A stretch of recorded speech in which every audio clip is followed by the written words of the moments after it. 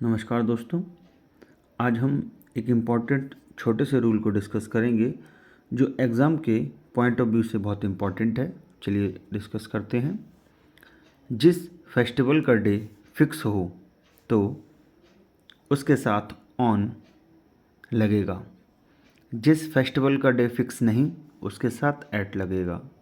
Means यदि कोई festival है और वो फिक्स डेट पे होता है तो उसके आगे प्रीपोजिशन ऑन लगेगा, और वो फेस्टिवल फिक्स नहीं है तो उसके आगे एट लगेगा।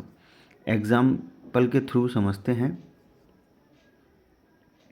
ही विल कम ऑन या एट होली, ऑन आएगा या एट होगा। He will come on at the occasion of Holi, he will come at on Christmas. तो अभी हमने क्या पढ़ा, अगर फेस्टिवल फिक्स है तो क्या लगाएंगे हम उसके साथ ऑन, और यदि वो फेस्टिवल फिक्स नहीं है तो एट लगाएंगे। अब हम देखें, ही विल कम ऑन यहाँ इसलिए नहीं लगा सकते कि होली एक फिक्स नहीं है कि वो उसी डेट पे होगी, उसकी डेट बदलती रहती है, तो इसलिए यहाँ क्या प्रीपोजिशन आएगी, एट। क्लियर।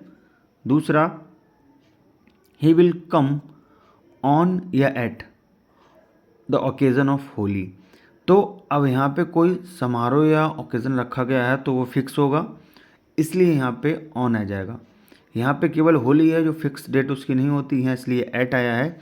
यहाँ कोई होली का जो ओकेज़न है वो फिक्स डेट पे होगा, इसलिए वहाँ क्या आ गया, ऑन। क्लियर।